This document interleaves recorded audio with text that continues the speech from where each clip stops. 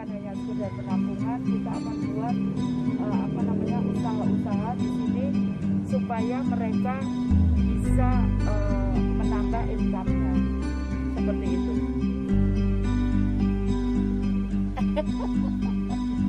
Dan saya gimana bisa nyeting itu, saya tuh nggak kenal, saya mau ke Jakarta tuh nggak tahu mau kemana, maksudnya saya nggak hafal jalannya, ya gimana saya mau nyeting gitu ya. Dan saya setiap hari selalu berpindah, itu sejak saya lakukan sejak saya PNS. Saya nggak pernah di jalan setiap hari di jalan yang sama, itu nggak pernah.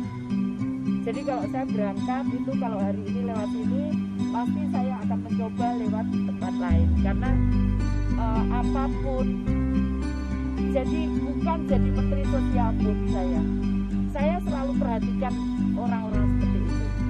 Jadi pernah suatu saat saya sebagai wali kota Surabaya, saya pergi ke Jakarta. Nah, ada orang tidur di tempat sampah, ada saksinya. Saya nggak enak.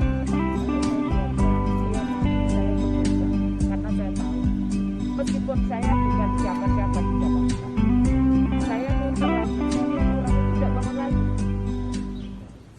Saya pikiran lagi, kalau saya turun, saya bukan siapa-siapa di Jakarta. Terus akhirnya ketiga, sampai 3 kali saya putar, dia belum bangun. Akhirnya saya nggak bisa lihat itu, kemudian saya minta tolong titipkan, saya nggak ngerti orang ini kondisinya seperti apa, tolong titipkan uang, di situ ada warung. Kita titipkan uang itu juga di warung itu banyak saksinya, karena saat itu saya juga mobil sama saya dengan beberapa partai dan beberapa. Kemudian saya ngomong, saya titip kalau orang itu bangun saya enggak. Ya jadi bukan itu, karena saya punya kewajiban, saya mempunyai rezeki lebih.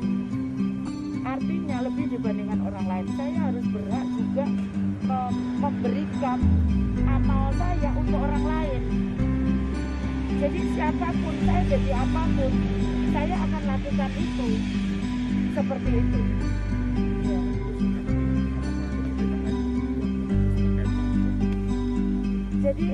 Jadi kan gini, tadi sudah saya sampaikan, sebetulnya saya nggak butuh. Saya hanya ke kantor lewat ketemu gitu. Jadi itu yang terjadi. Nanti bisa ditanya sopir saya nggak masuk kemana-mana, memang saya mohon maaf, itu juga untuk keamanan saya gitu, karena dulu kenapa saya selalu lewat berubah-ubah. Dulu misalkan saya nutup doli, saya diancam dibunuh, dan saya nggak punya pengamanan, makanya saya harus mengamankan diri saya. Caranya adalah lewat yang berubah-ubah gitu. Nah, jadi seperti itu. Nah, kemudian tadi yang saya sampaikan, jadi sebetulnya kalau secara teori mereka yang mendapatkan bantuan, namun mereka tidak bansos atau apapun itu, mereka berhak. Namun mereka tuh, ya mohon maaf, mereka tidak bisa mengakses itu. Yang pertama, mereka tidak punya identitas. Kemarin sebagian besar tidak punya identitas, makanya ada hilang, ada macam-macam, karena sudah sekian tahun mereka tidak punya uang untuk mengurus identitasnya itu, untuk pembaruan identitas. Ada juga yang memang memang dia tidak diurus, mungkin dia takut untuk bayar atau apa, sehingga kenapa nanti hari Rabu saya menguruskan identitas mereka dengan Kementerian Dalam Negeri. Jadi Kementerian Dalam Negeri akan menyiapkan peralatan untuk mereka, kita cek semua mereka asalnya dari mana. Kalau memang sudah benar, maka akan dikeluarkan identitas kependudukannya. Nah, setelah itu kita bisa bantu mereka. Karena kalau mereka tidak ada data, kan kita juga dari mana, nanti kan keluar dari data kependudukan. Padahal sebenarnya secara real mereka sah sebagai warga negara Indonesia. Namun secara de jure mereka tidak bisa. Secara de facto mereka warga negara Indonesia, tapi de jurenya belum gitu, karena mereka tidak bisa. Nah, ini yang harus disiapkan mereka supaya mereka punya identitas. Nah itu, nah setelah itu kita baru bisa bantu turunkan untuk yang tadi bantuan tadi gitu. Nah kemudian tidak cukup itu, karena kalau mereka segera bisa keluar dari kemiskinan, maka bukan hanya itu. Karena apa? Karena pastinya kalau dia punya istri atau apa, tentunya kurang dengan nilai dia. Nah makanya kita berikan dia pelatihan, kita berikan dia, ya kalau orang ngomong pancingnya atau polarnya, sehingga mereka bisa berusaha. Nah kenapa begitu? Supaya mereka dapat tambahan income. Nah kalau mereka dapat tambahan income, maka mereka akan segera bisa keluar dari kemiskinan. Itu yang saya lakukan selama ini, dan bisa dikatakan itu saya sampaikan.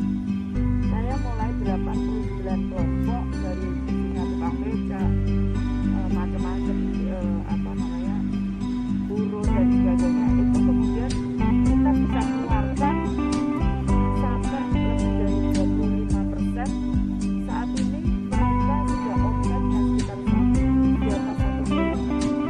Itu dari mereka benar-benar mulai nol. Karena itu saya percaya bahwa mereka bisa. Cuman memang kita harus, mereka sudah terlalu lama menderita, jadi pasti ada apa namanya, mindset atau ada apapun yang harus kita dampingi. Makanya saya akan bekerja sama dengan himpunan psikologi seluruh Indonesia untuk membantu mereka.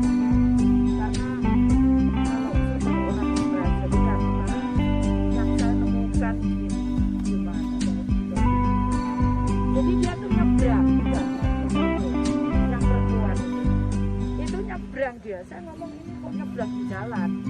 Jadi orang perempuan itu dekati saya berdiri, udah maksudnya saya rambutnya brewok gitu kan, dia berdiri dekati saya, malahan saya ya bingung gimana, dia yang dekati saya. Terus saya tanya, ternyata dia menderita, mohon maaf dan dia menderita kusta. Saya lihat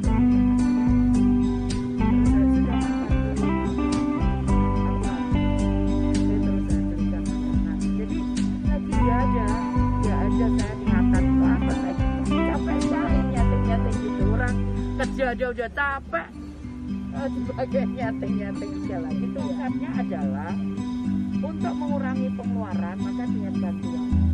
Tapi mereka tidak cukup di situ. Kalau kita mau keluarkan mereka dari kemiskinan, maka harus ada tambahan pendapatan